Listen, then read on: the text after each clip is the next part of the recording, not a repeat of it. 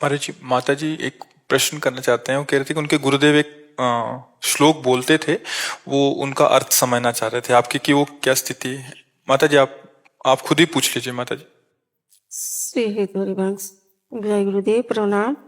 वो दृष्टि गुरुदेव ये बताते थे, उस समय मेरे को कुछ समझ में नहीं आता था। 20-22 साल मैं बनारस में गुरु कविराज जी के वहीं रहते थे, गोपीनाथ कविराज। तो दृष्टि स्थिरा बिना दृश्यम, प्राण स्थिरा बिना यमम, वृत्ति स्थिरा बिना लम्बम, ध्रुवे ब्रह्मास्मि सर्वथा। बहुत बार तो सुने, पर इसको उस ये ब्रह्मबोध संपन्न महापुरुष की स्थिति होती है कि जैसे हम किसी बिंदु पर जब दृष्टि करते हैं तो स्थिर दिखाई देती ना, वो बिना बिंदु के, बिना किसी लक्ष्य के उसकी दृष्टि स्थिर है। वो परमात्मा प्राप्त जो महापुरुष होते हैं उसके लक्षण है। प्राणायाम के द्वारा हम प्राणों को सूक्ष्म करते हैं, संशोधन करते हैं, लेकिन बिना प्राणायाम के जिसकी प्राणवायु सूक्ष्म है, हमारी चित्तवृत्ति किसी न किसी लक्ष्य को पकड़ती है अंदर से, रागात्मक या द्वेषात्मक, तभी चिंतन होता है।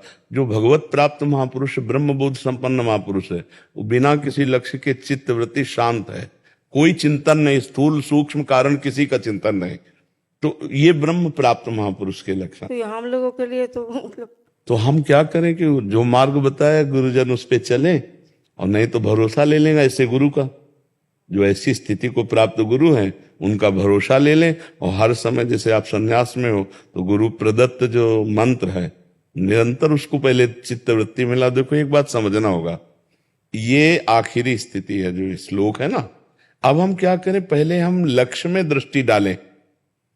ये तो चिंतन से अतीत स्थिति है, और हम अभी जागतिक चिंतन में फंसे हैं। देह आत्मभाव, देहात्म भाव, ये हमारी दुर्गति का कारण है। तो अब हम क्या करें, पहले सत चिंतन के द्वारा असत चिंतन का त्याग करें। जैसे कांटे से कांटा निकालते हैं, और फिर सत चिंतन का भी त्याग करके स्वरूप में स्थित हो गए।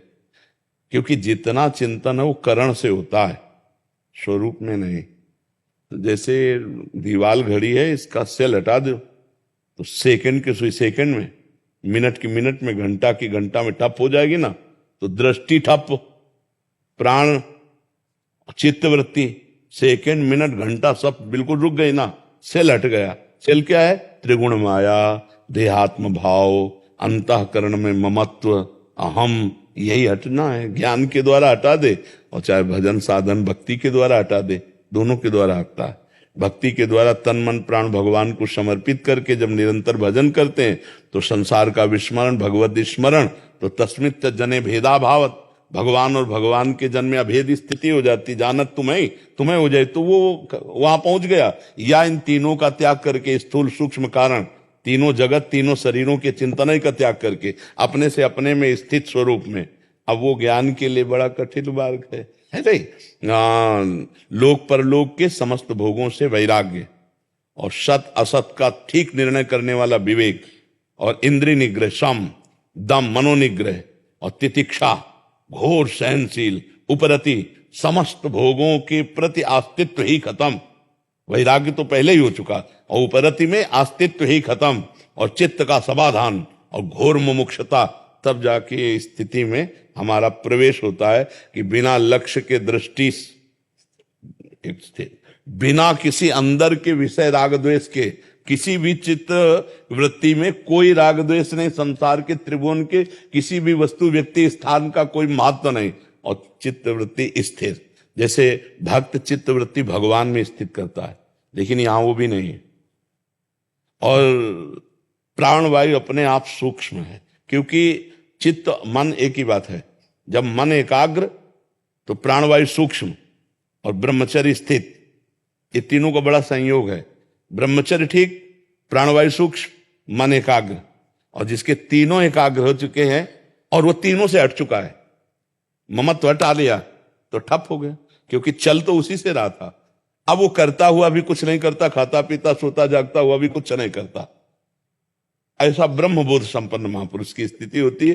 वो स्थिति में पहुंचे बिना बातों से उस स्थिति को जाना नहीं जा सकता, क्योंकि वो अनिर्वचनीय स्थिति होती है। तो ये जो श्लोक है ये अनिर्वचनीय स्थिति का है। यही पूज्यपाद श्री उड़िया बाबा जी की भी स्थिति थी। जो उड़िया बाबा पूज्यपाद, उनकी भी यही ज्ञान की ब्रह्मबोध स्थिति थी, ब्रह्मबोध संपन्न महापुरुष थे। अच्युत मुनि ने पहली बार ही जो देखा, गंगा स्नान करके बाबा किनारे से आ रहे थे, अपने शिष्यों से कहा दौड़ो, ब्रह्मबोध संपन्न महापुरुष पधार रहे हैं। अलक्ष्य दृष्टि, चित्त समाधान हो चुका है, भगवत प्राप्त महापुरुष, परमात्मा बोध संपन्न। अब तो ऐसा बहुत कठिन है, बहुत कठिन, क्योंकि तप नहीं है ना, जीवन में तप नहीं है। शरीर सुख आराम भोग विलासिता देह भाव, तो शुभ अशुभ कर्मों से गति नहीं होती। ये शुभ अशुभ का भस्म करके तब गति होती है, ये शुभ अशुभ दोनों का नाश करके ये स्थिति होती है। और बहुत शुभ में फंसा हुआ है जीव है, अशुभ का त्यागी तो शुभ का रागी, तो उसी में फंसे हुए। आप देखो ना, ये बनाना, ये बनवाना, ये करना, वो करना, सब इसी में फंसे हुए। लेकिन इस करने और ना करने दोनों के जो बीच में है, करने और ना करने से, न करना है और ना करना है, ऐसी स्थिति जो है वो महापुरुष की होती है। ना करने में है और ना करने में है, वह है अहम जो है वो शून्य हो चुका है। बस वही कि घड़ी का सेल खत्म हो गया, ऐंच लिया तो जहां जो है वही ठप हो गया। तो वही बात है, चित्त वृत्ति, दृष्टि और प्राण, ये मिनट सेकंड घंटा की सुई समझो।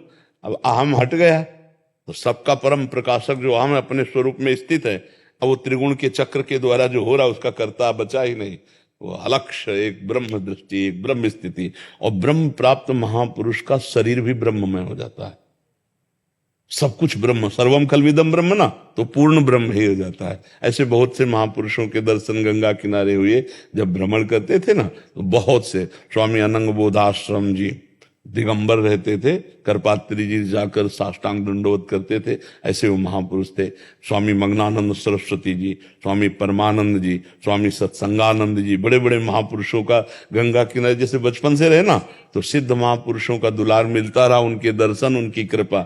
नहीं, ये जो आप प्रश्न लिख के लाए हो ना, इसका उत्तर वृंदावन में नहीं हो सकता, कहीं नहीं मिला आज तक। 22-24 साल से मैं घूम रहा हूँ। गुरुदेव जब से शरीर से गया, महामहोपाध्याय पंडित गोपीनाथ जी बनारस के तो सचल विश्वनाथ माना जाता। जी जी, ज्ञानगंज तिब्बत की धारा हमारी। जी जी, तो जो भी 24 साल से घूम ही रहा हूँ, पर ये तो आज जो मिला तो परम।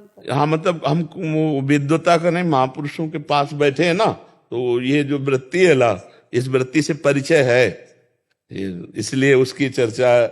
नहीं तो ये गूढ़ विषय है, ये कोई मतलब सिद्धांत नहीं है। निरोध जब तक मतलब ना हो तब तो ये तो समझना मतलब। हाँ नहीं, ये तो समझ ही नहीं सकता। जैसे आप इस लोग किसी को सुनाओ जाके तो समझ ही नहीं सकता मतलब क्या है, मतलब क्या। अगर हम उस पे हैं नहीं तो हम इसका मतलब नहीं समझा जा सकता इसको। हाँ तो ये